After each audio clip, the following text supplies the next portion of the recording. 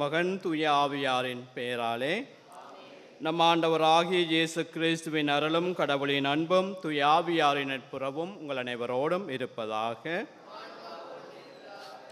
இயேசுவுக்குள் பிரியமான சகோதரங்களே, இன்று திரு அவையானவள் புனித பொனவேந்தர் என்புடைய நினைவு நாளை கொண்டாடுகின்றார். விண்ணகப் பிறப்பை கொண்டாடுகின்றார். 1221 பிறந்த இவர் ஒரு நோயாளியாக காணப்படுகின்றார். சிறுவயதிலேயே இவர் மிகவும் மோசமான ஒரு நோய்க்கு தள்ளப்பட்டிருக்கின்றார். இவரை புனித பிரான்சிஸ்கு அசிசியார் புனித விதமாக குணமாக்குகின்றார். இவருடைய ஞான பெயர் ஜோன் என்று நாங்கள் அறிந்திருக்கின்றோம். இவர் மிகவும் செபத்திலும் தவத்திலும் கல்விமானாகவும் அன்பு செலுத்துபவராகவும் வாழ்ந்து வருகின்றார். தம்முடைய 22வது வயதிலே இவர் பிரான்சிஸ்கன் சபையிலே போய் சேருகின்றார். அங்கிருந்து பாரிஸ் நகருக்கு சென்று 2 மேதைகளிடம் தம்முடைய கல்வியை கற்றுத் தேர்கின்றார். அங்கே இவருக்கு உற்ற நண்பராக இருப்பவர் தோமஸ் அக்யூனாஸ். இருவரும் நல்ல தோழர்கள். இருவரும் தங்களுடைய கல்வி திறமையினால் அறிஞர் பட்டத்தை வென்றார்கள். அதிலே யார் முதலில் அறிஞர் பட்டத்தை வெல்வது? இருவருமே தாழ்ச்சி உள்ளவர்களாக, இவர் அவருக்கு விட்டு கொடுக்க, இவர் அவருக்கு விட்டு கொடுக்க, 2 பேரும் தாழ்ச்சியிலே இருந்தார்கள். இறுதியிலே தோமஸ் அக்யூனாஸ் தாழ்ச்சியின் மிகுதியினால் தான் அதனை முதலில் பெற்றுக்கொள்ளுகின்றார். இவர் நம்முடைய இன்றைய நாளிலே நாங்கள் நினைவு கூறுகின்ற புனித பொனவேந்தர் பிரான்சிஸ்கு சபையின் தலைவராக நியமிக்கப்படுகின்றார். அவ்வாறு இவர் தம்முடைய மடத்திலே தலைவராக இருந்து புனித பிரான்சிஸ்கு அசிசியாருடைய வாழ்க்கை வரலாற்றை எழுதி கொண்டிருக்கின்ற வேளையிலே புனித தோமஸ் அக்யூனாஸ் அவரை சந்திப்பதற்காக அங்கு செல்லுகின்றார். ஒரு புனிதர் இன்னொரு புனிதருடைய வாழ்க்கை வரலாற்றை எழுதி கொண்டிருக்கின்றார் என்று சொல்லி மறைந்து விட்டார். ஒரு புனிதர் இன்னொரு புனிதருடைய வாழ்க்கை வரலாற்றை இங்கே எழுதி கொண்டிருக்கின்றார் என்று கூறிவிட்டு, இவருடைய செபத்தினாலும் தவத்தினாலும் அன்பு செயல்களினாலும் அறிவு திறமையினாலும் வாழ்ந்த படியினால் திருத்தந்தை இவருக்கு கர்தினால் பட்டத்தை கொடுப்பதற்காக தன்னுடைய பிரதிநிதிகளை இவருடைய மடத்திற்கு அனுப்புகின்றார்கள்.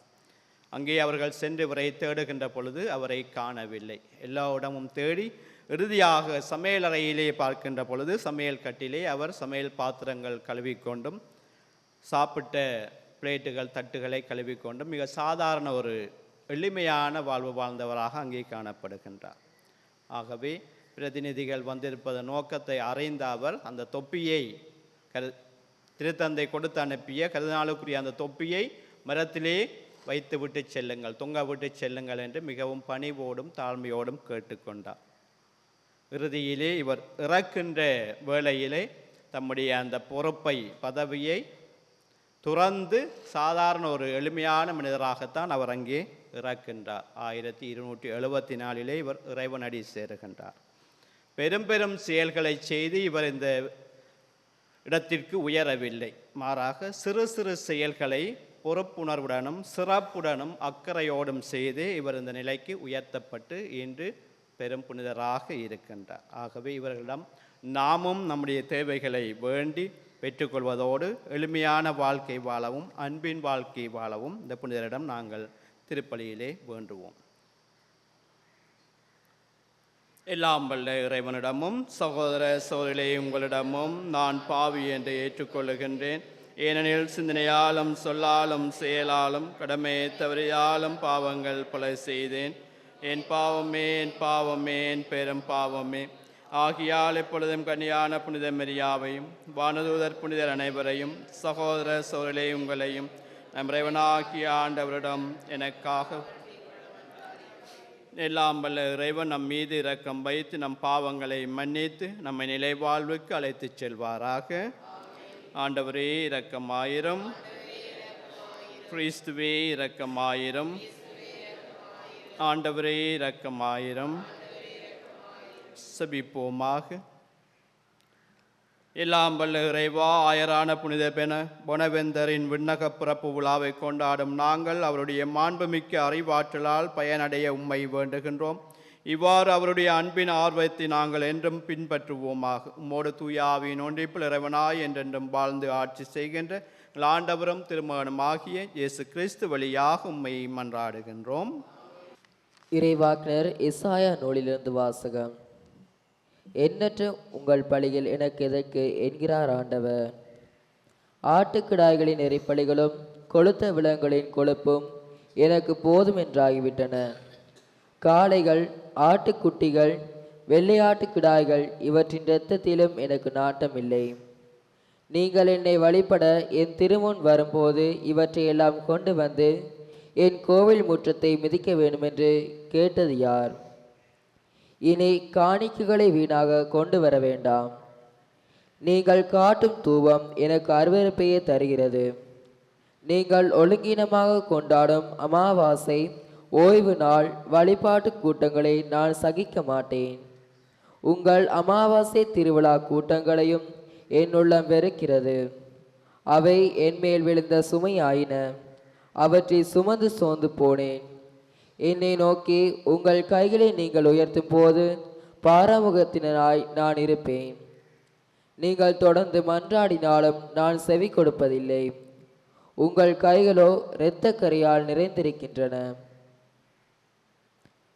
உங்களை கழுவி தூய்மைப்படுத்துங்கள். உங்கள் தீச்சையிலை என் திருமுன் நின்று அகற்றுங்கள். தீமை செய்தலை விட்டொழியுங்கள். நன்மை செய்ய கற்றுக்கொள்ளுங்கள்.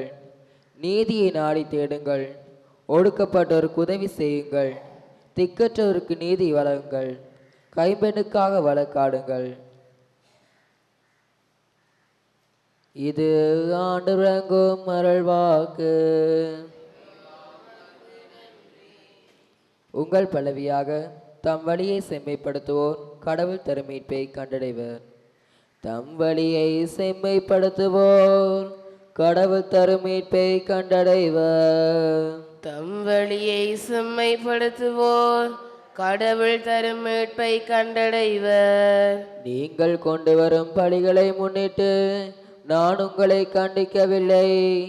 உங்கள் எரிப்பலிகள் எப்போதும் என் முன்னிலையில் உள்ளன. உங்கள் வீட்டின் காளைகளையோ உங்கள் தொழுவத்தின் ஆட்டுக்கிடாய்களையோ நான் ஏற்றுக்கொள்வதில்லை. தம் வழியை செம்மைப்படுத்துவோர் கடவுள் தரும் மீட்பை கண்டடைவர். என் விதிமுறைகளை ஒதுக்குவதற்கு உங்களுக்கு என்ன தகுதி? என் உடன்படிக்கை பற்றி பேசுவதற்கு உங்களுக்கு என்ன அருகதை? நீங்களோ ஒழுங்குமுறையை வெறுக்கின்றீர்கள். என் கட்டளைகளை தூக்கி எறிந்து விடுகின்றீர்கள். தம் வழியை செம்மைப்படுத்துவோர் கடவுள் தரும் மீட்பை கண்டடைவர். இவ்வாறெல்லாம் நீங்கள் செய்தும் நான் மௌனமாயிருந்தேன். நானும் உங்களை போன்றவனை எண்ணிக்கொண்டீர்கள். ஆனால் இப்போது உங்களை கண்டிக்கின்றேன். உங்கள் குற்றங்களை உங்கள் கண்முன் ஒவ்வொன்றாய் எடுத்துரைக்கின்றேன். நன்றி பலி செலுத்துவோர் என்னை மேன்மைப்படுத்துவர்.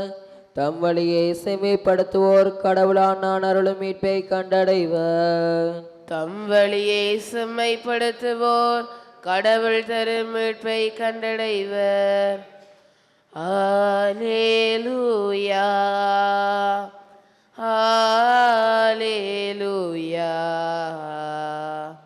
அல்லேலூயா. நீதியின் பொருட்டு துன்புறுத்தப்படுவோர் பெற பெற்றோர், ஏனெனில் விண்ணரசு அவர்களுக்குரியது. அல்லேலூயா, அல்லேலூயா, அல்லேலூயா, அல்லேலூயா. ஆண்டவர் உங்களோடு இருப்பாராக. புனித மத்தேயு எழுதிய பரிசுத்த நற்செய்தியிலிருந்து வாசகம். அதிகாரம் 10 திருவசனங்கள் 34 தொடக்கம் 11ஆம் அதிகாரம் 1ஆம் வசனம் வரை. அக்காலத்தில் இயேசு தம் சீடர்களை நோக்கி கூறியது: நான் உலகிற்கு அமைதி கொணர வந்தேன் என எண்ண வேண்டாம். அமைதியை அல்ல, வாளையே கொணர வந்தேன். தந்தைக்கு எதிராக மகனையும், தாய்க்கு எதிராக மகளையும், மாமியாருக்கு எதிராக மருமகளையும் நான் பிரிக்க வந்தேன். ஒருவருடைய பகைவர் அவரது வீட்டில் உள்ளவரே ஆவர். என்னை விட தம் தந்தையிடமோ தாயிடமோ மிகுந்த அன்பு கொண்டுள்ளோர் என்னுடையோர் என கருதப்பட தகுதியற்றோர். என்னை விட தம் மகனிடமோ மகளிடமோ மிகுதியாய் அன்பு கொண்டுள்ளோரும் என்னுடையோர் என கருதப்பட தகுதியற்றோர்.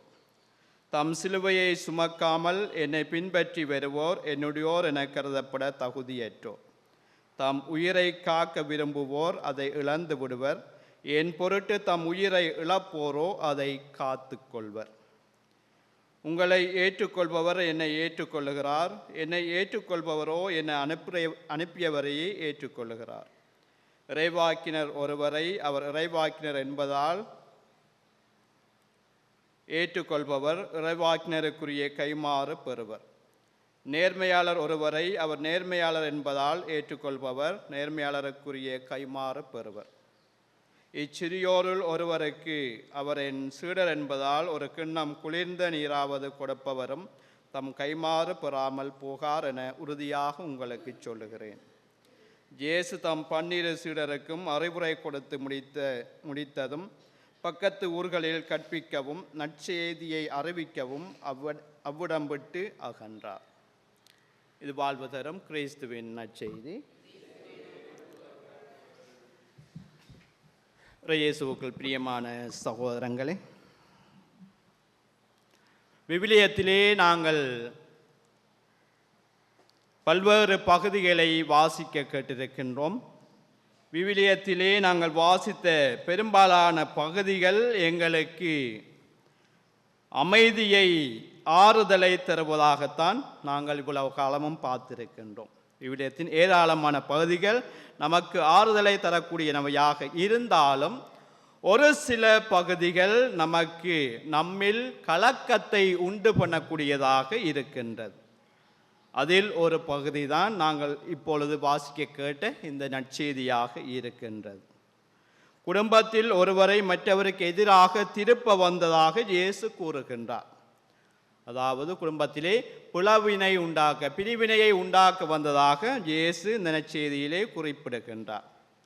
அன்பை மட்டுமே மையமாக கொண்டு வாழ்ந்த இயேசு கிறிஸ்து, நான் உங்களிடம் அன்பு செலுத்தியது போல நீங்களும் ஒருவர் மற்றவரிடம் அன்பு செலுத்துங்கள், யோவான் 13:34 அதே போன்று ஒருவர் மற்றவரிடம் அன்பு செலுத்துங்கள் என்று கூறிய இயேசு, நீங்கள் ஒருவர் மற்றவருக்கு செலுத்தும் அன்பிலிருந்து நீங்கள் என்னுடைய சீடர்கள் என்று எல்லோரும் அறிந்து கொள்வார்கள் என்றும் கூறுகின்றார். யோவான் 13:35 நீங்கள் ஒருவர் மற்றவருக்கு செலுத்தும் அன்பிலிருந்து நீங்கள் என்னுடைய சீடர்கள் என்று எல்லோரும் அறிந்து கொள்வார்கள். இவ்வாறு அன்பை மட்டுமே ஆதாரமாக கொண்டு வாழ்ந்த இயேசு அன்பின் வழியாக பிறந்து அன்பினை வாழ்ந்து அன்பிற்காகவே மறைத்திருக்கின்றார். இயேசு இப்படி பேசுகின்றார். அப்படி அன்புக்காக வாழ்ந்து மறைத்த இயேசு ஏன் இந்த நற்செய்தியிலே இவ்வாறு பேசுகின்றார்? பிரிவினையை உண்டாக்க வந்தேன், குடும்பத்திலே பிளவினை உண்டாக்க வந்தேன், ஒருவருக்கு ஒருவர் பிளவுபட ஒருவரை திருப்பி விட நான் வந்ததாக இயேசு இங்கே கூறுகின்றார். ஏன் அவ்வாறு கூற வேண்டும்? அன்பின் மையமாக இருப்பவர், அன்பினை தர வந்தவர், அன்பிற்காகவே தம் உயிரை எங்களுக்காக கையளித்தவர் ஏன் இவ்வாறு ஒரு பிரிவை உண்டாக்க வந்ததாக, பிளவுபட வந்ததாக கூறுகின்றார்? Charity begins at home என்று சொல்வார்கள் என்று ஒரு ஆங்கிலேய பழமொழியே இருக்கின்றது. அன்பும் பிறநலமும் முதலிலே வீட்டிலிருந்து தான் பிறக்கின்றன, ஆரம்பிக்கின்றன என்பது இதனுடைய பொருள். அன்பிற்காகவே வாழ்ந்து அன்பிற்காகவே தம் உயிரை கையளித்த இயேசு இன்றைய நற்செய்தியில் அன்பின் பிறப்பிடமாக இருக்கும் குடும்பத்திலே பிளவுபடுத்த வந்தேன், அன்பின் குடும்பங்களை நான் பிளவுபடுத்த வந்ததாக கூறுவது ஆச்சரியமாக இருக்கின்றது, அதிர்ச்சியாக இருக்கின்றது.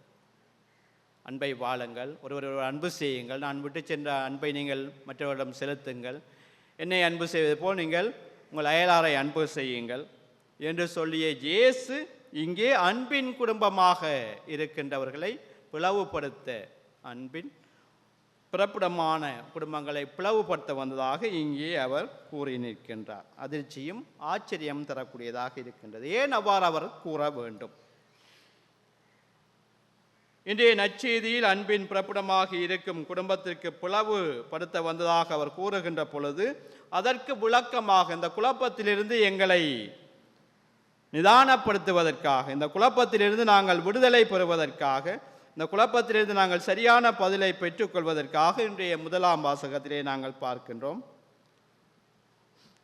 இறைவன் இஸ்ராயேல் மக்களிடம், உங்களது பலிகள் எனக்கு தேவையில்லை, உங்களுடைய பலிகள் எனக்கு தேவையில்லை, மாறாக நீங்கள் நன்மை செய்ய கற்றுக்கொள்ளுங்கள், நீதியை நாடி தேடுங்கள், ஒடுக்கப்பட்டோருக்கு உதவி செய்யுங்கள், நான் விரும்பும் நலன்கள் பண்புகள் இவைதான் என்று சொல்லுகின்றார். இன்றைய முதல் வாசகத்திலே இதான் சாராம்சமாக இருக்கின்றது.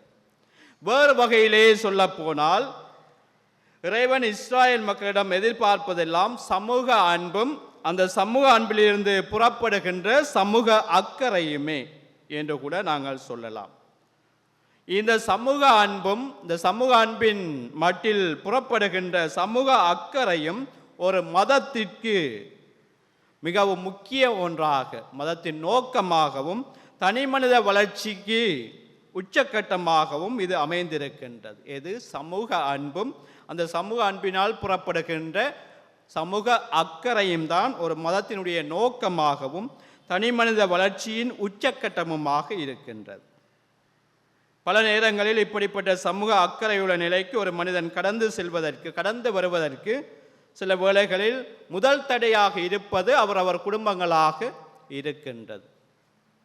குடும்பம்தான் அன்பின் பிறப்பிடம், அன்பின் மையம் என்று பார்க்கின்றோம். ஆனால் ஒருவர் சமூக அன்பிற்கும் சமூக அக்கறைக்கும் கடந்து வருவதற்கு சில வேளைகளில் அவரவர் குடும்பங்களே தடையாக இருப்பதாக நாங்கள் பார்க்கின்றோம்.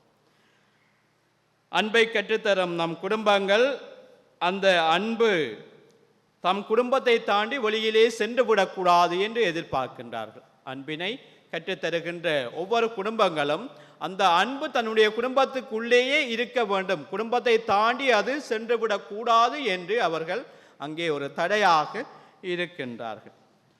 பறந்து விரிவதற்கான சிறகுகளாக நம் குடும்ப உறுப்பினர்கள் இருக்கின்றார்கள். ஆனால் தங்களுக்காக மட்டும்தான் இந்த சிறகினை நாங்கள் விரித்து கொள்ள வேண்டும், வேறெவருக்காகவும் இந்த சிறகுகள் விரியக்கூடாது என்று அங்கே ஒரு தடையை வைக்கின்றார்கள். அன்பு தங்களுடைய குடும்பத்துக்குள்ளே மட்டும்தான் இருக்க வேண்டும், குடும்பத்தை தாண்டி போகக்கூடாது.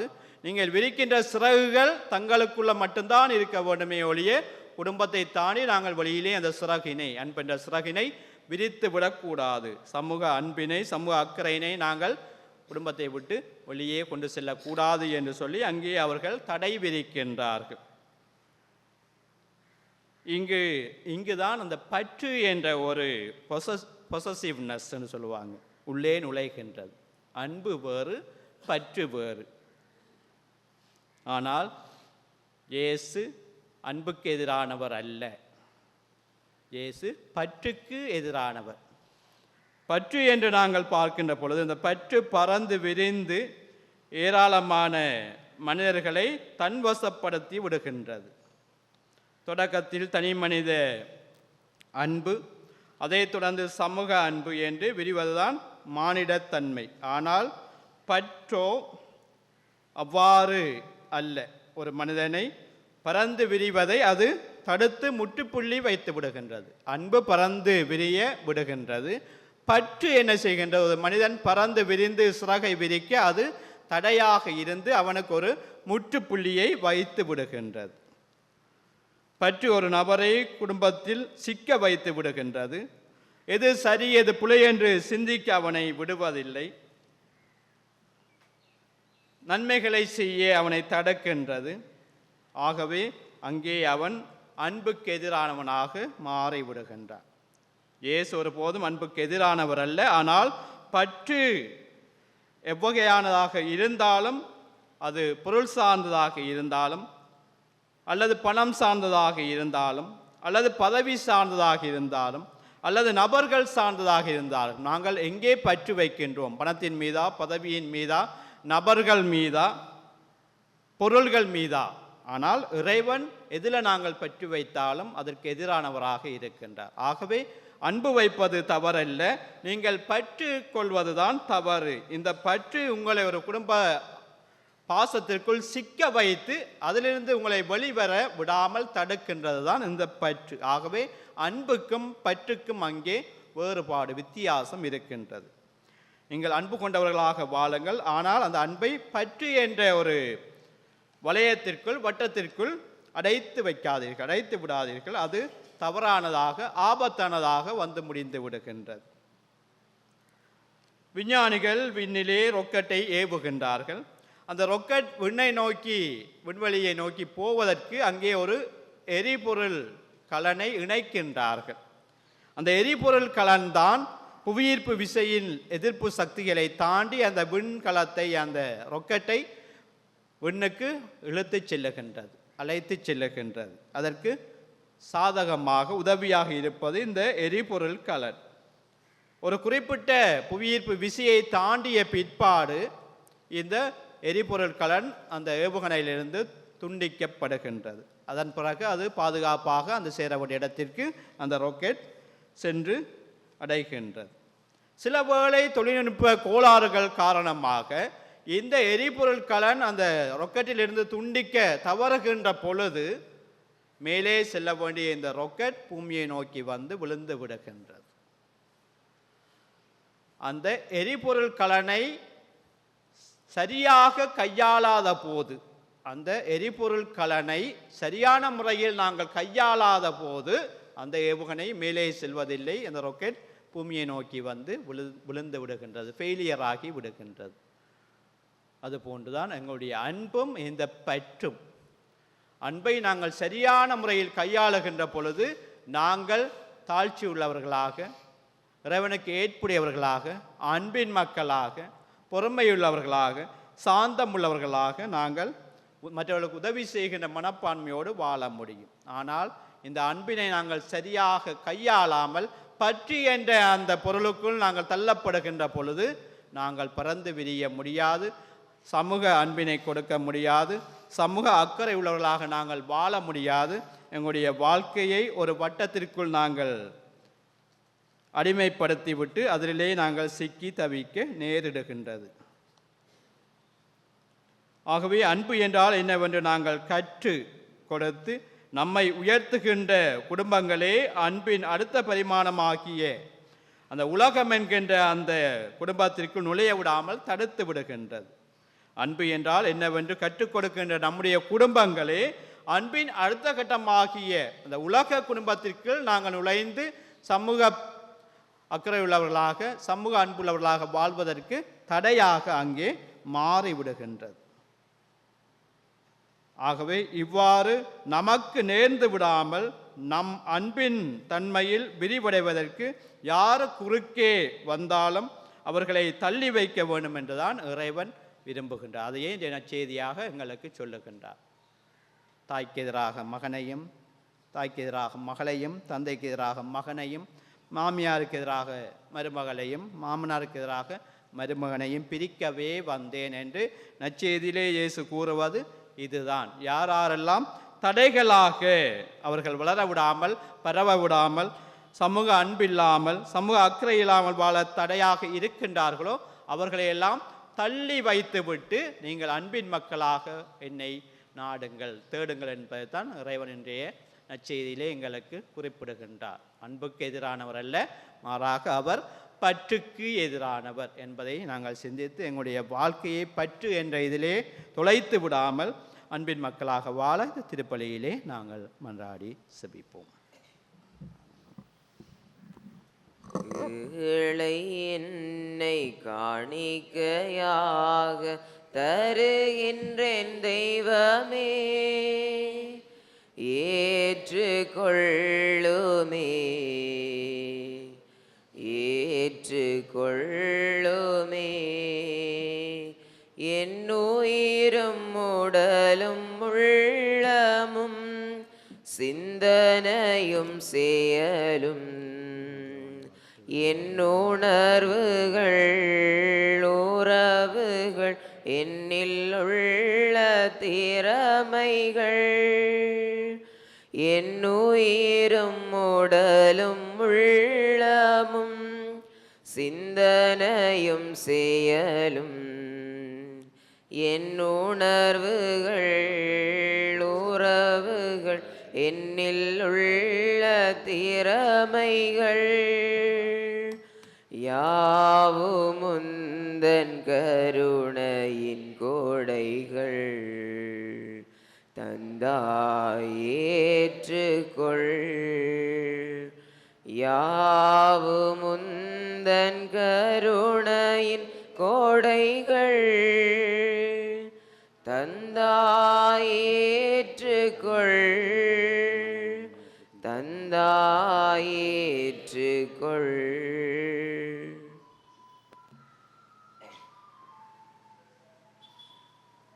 சகோதர சோழே, என்னுடையதும் உங்களதுமான இப்பலி இல்லாமல் தந்தையாக இறைவனுக்கு ஏற்றதாகும்படி மன்றாடுங்கள்.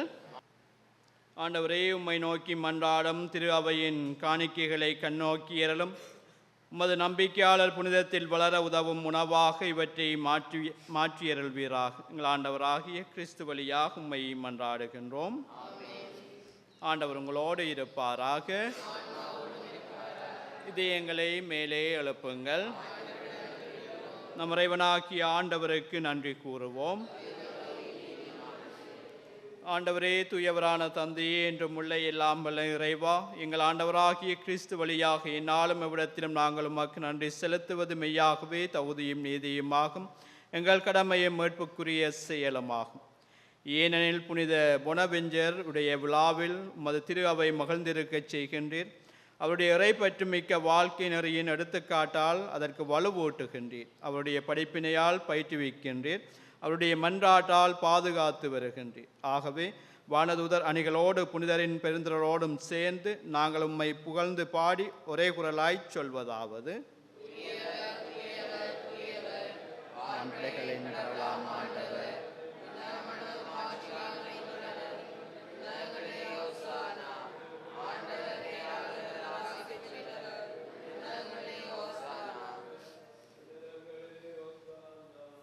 ஆண்டவரே, நீர்மையாகவே தூயவர், தூய்மையனத்திற்கு மூற்று. ஆகவே உம்முடைய தூயாவியை பொழுந்தே காணிக்கைகளை தூய்மைப்படுத்த உம்மை வேண்டுகின்றோம். இவ்வாறு எங்கள் ஆண்டவர் இயேசு கிறிஸ்துவின் உடலும் இரத்தமுமாக எங்களுக்கு இவை மாறுவனவாக. அவர் பாடுபட உளம் கனிந்து தம்மை கையளித்த போது அப்பத்தை எடுத்து நன்றி செலுத்தி அதை பிட்டு தம் சீடருக்கு அளித்து அவர் கூறியதாவது: அனைவரும் இதிலிருந்து பெற்று உண்ணுங்கள், ஏனெனில் இது உங்களுக்காக கையளிக்கப்படும் என் உடல்.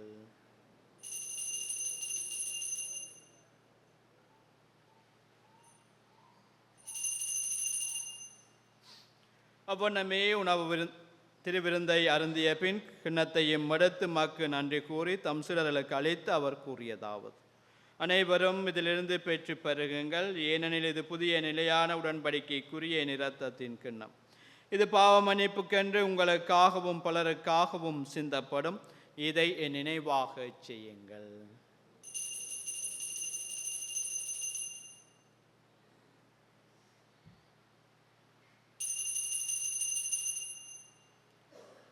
இது நம்பிக்கையின் மறைபொருள்.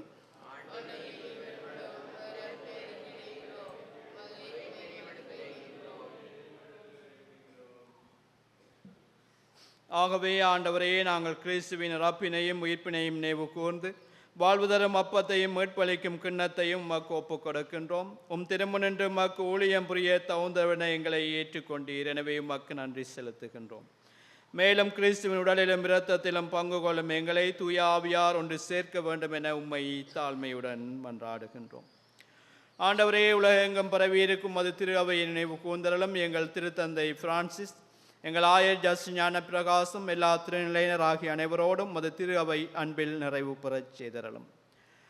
மேலும் உயிர்த்தலும் எதிர்நோக்குடன் துயில் கொள்ளும் எங்கள் சகோதர சகோதரிகளையும் இறந்தோர் அனைவரையும் இரக்கத்துடன் நினைவு கூர்ந்து திருமுக ஒளியினுள் ஏற்றரலும். எங்கள் அனைவர் மீதும் இரக்கமாயிரும். கடவுளின் கன்னி தாயான புனித மரியா, அவருடைய கணவரான புனித ஜோசேப்பு, புனித திருத்தூதர்கள், இவ்வுலகிலும் வாக்கு வந்தவராய் இருந்தோராகிய புனிதர் அனைவருடனும் நாங்கள் நிலை வாழ்வில் பங்கு கொண்டும் தகுதி பெற்று உம் திருமகன் இயேசு கிறிஸ்து வழியாக உம்மை புகழ்ந்தேற்றும் வரமரள உம்மை மன்றாடுகின்றோம்.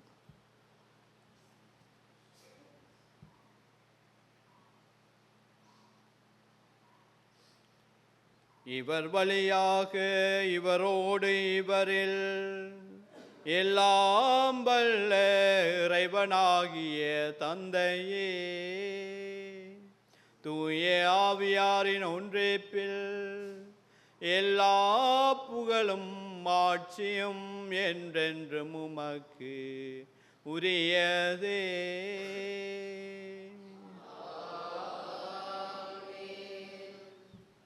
மீட்பரின் கட்டளையால் கற்பிக்கப்பட்டு இறை படிப்பினையால் பயிற்சி பெற்று நாம் துணிந்து சொல்வோம். பொன்னுலகில் இருக்கிற எங்கள் தந்தையே, உமது பெயர் தூயதென போற்ற பெறுக, உமது ஆட்சி வருக, உமது திருவிழம் உலகில் நிறைவேறுவது போல மண்ணுலகிலும் எங்கள் அன்றாட உணவை எங்களுக்கு எதிராக குற்றம் செய்வோரை நாங்கள் மன்னிப்பது போல எங்கள் குற்றங்களை மன்னியும், எங்களை சோதனைக்கு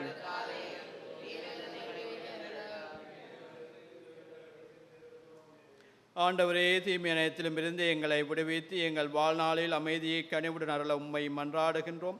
உமது இரக்கத்தின் உதவியால் நாங்கள் பாவத்திலிருந்து எப்போதும் விடுதலை பெற்று யாதொரு கலக்கமின்றி நலமாயிருப்போமாக. நாங்கள் எதிர்நோக்கி இருக்கும் பேரின்பத்திற்காகவும் மீட்பராகிய இயேசு கிறிஸ்துவின் வருகைக்காகவும் காத்திருக்கின்றோம். ஆண்டவரே இயேசு கிறிஸ்துவே, அமைதியை உங்களுக்கு விட்டு செல்லுகின்றேன், என் அமைதியை உங்களுக்கு அளிக்கின்றேன் என்றும் திருத்தூதர்களுக்கு மொழிந்தீரே. எங்கள் பாவங்களை பாராமலும் அது திரு அவையின் நம்பிக்கையை கண்ணோக்கி மது திருவிழத்திற்கு ஏற்பதற்கு அமைதியையும் ஒற்றுமையும் அளித்தருள்வீராக. என்றென்றும் வாழ்ந்து ஆட்சி செய்கின்றவர் நீரே. ஆண்டவருடைய சமாதானம் உங்களோடு என்றும் இருப்பதாக. ஒருவருக்கொருவர் கிறிஸ்துவின் சமாதானத்தை பகிர்ந்து கொள்வோம்.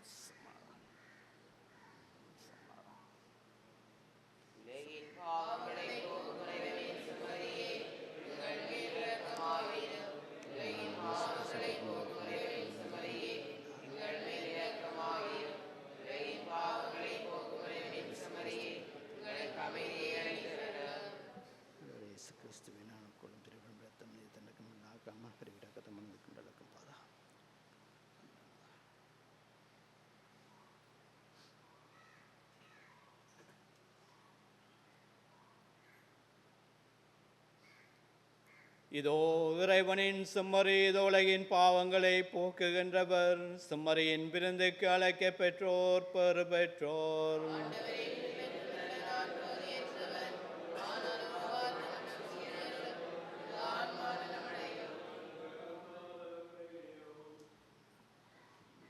கிறிஸ்துவின் திருவிழம் ரத்தமும் காத்து முடிவில்லாத வாழ்வழிப்பதாக.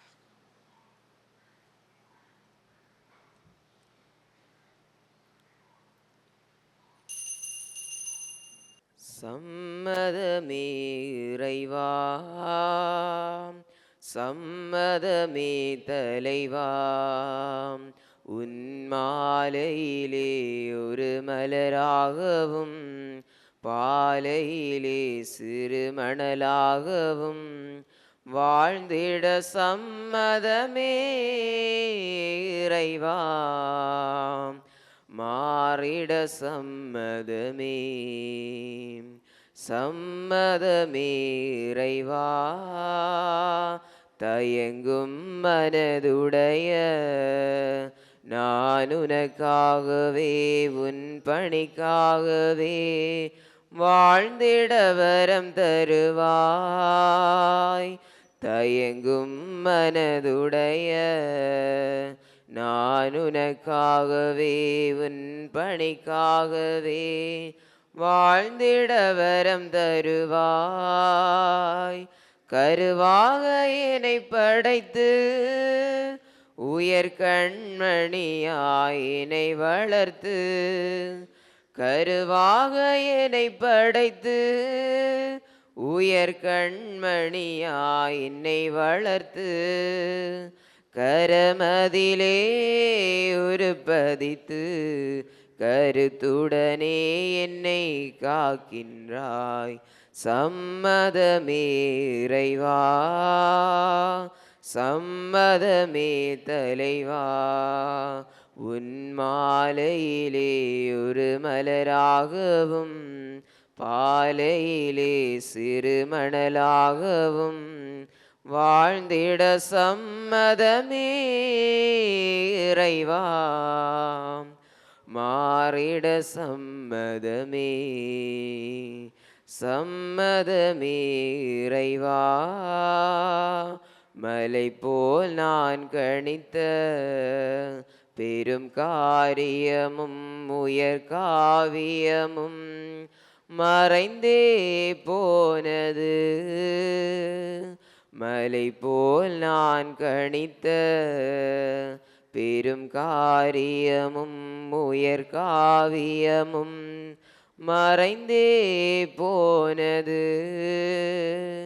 திருவாக உன்னை நினைத்து உயருறவாகவே நெஞ்சில் பதித்து, திருவாக உன்னை நினைத்து உயருறவாகவே நெஞ்சில் பதித்து, உன் பெயரை சாற்றிடவே நலம் தரவே என்னை அழைக்கின்றாய்.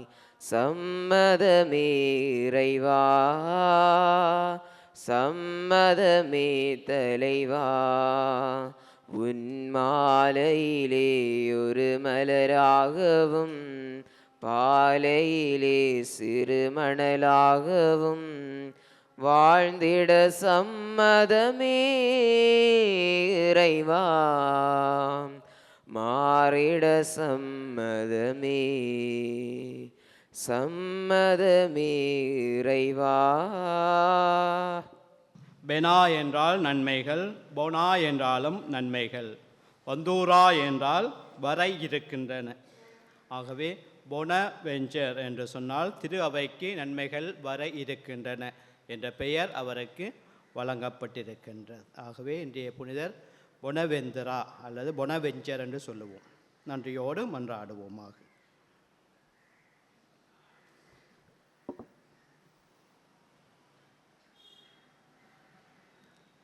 ஆண்டவரே, உம்முடைய அருள்கொடைகளை பெற்றுக்கொண்ட நாங்கள் உம்மை வேண்டுகின்றோம். இவ்வாறு இம்மறை நிகழ்வுகளில் நாங்கள் அடிக்கடி பங்கேற்பதால் அவற்றின் மீட்பளிக்கும் பயன் எங்களில் வளரச் செய்வீராக. எங்கள் ஆண்டவராகிய கிறிஸ்து வழியாக உம்மை மன்றாடுகின்றோம். ஆண்டவர் உங்களோடு இருப்பாராக. எல்லாமல்ல இறைவன், தந்தை, மகன், தூய ஆவியார் உங்கள் அனைவரையும் நிறைவாக ஆசீர்வதிப்பாராக.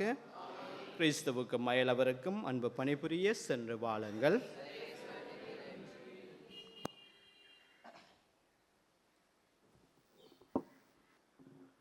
அன்பு கூறுவேன் இன்னும் அதிகமாய், ஆராதிப்பேன் இன்னும் ஆர்வமாய்.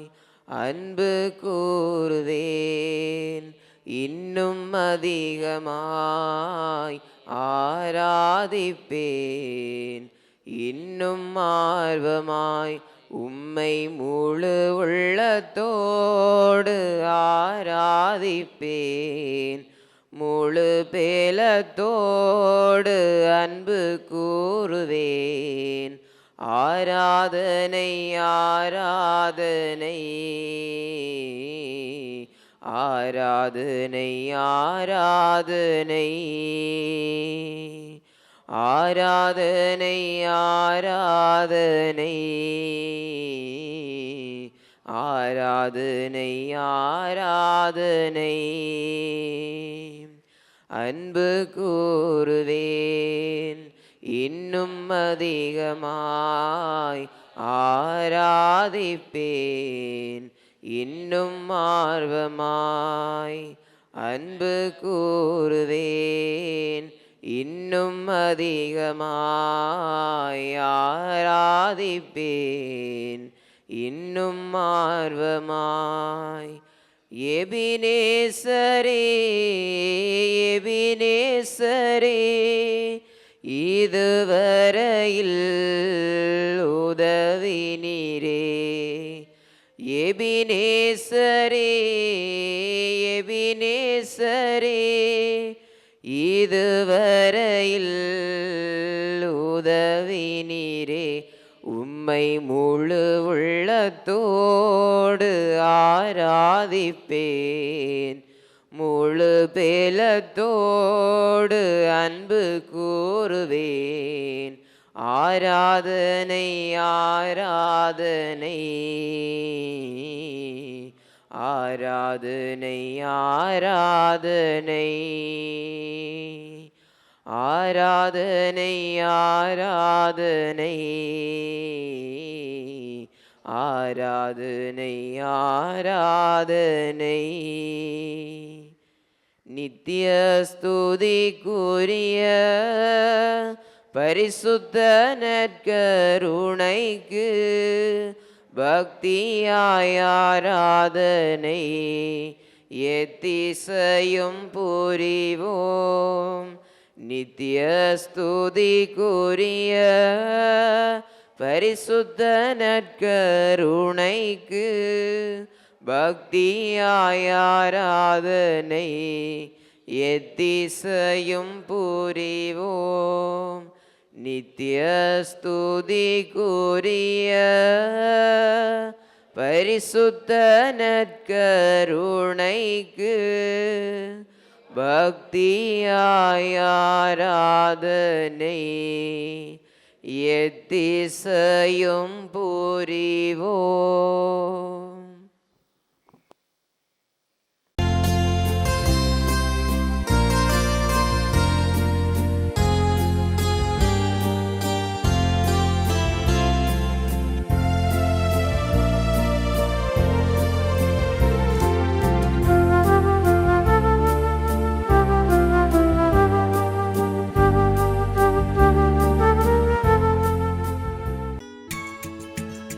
ஹோலி மேடையில் புத்தம்புது நிகழ்ச்சிகளை உடனுக்குடன் பார்த்து மகிழ எமது ஃபேஸ்புக் மற்றும் யூடியூப் பக்கத்தை லைக் செய்யுங்கள்.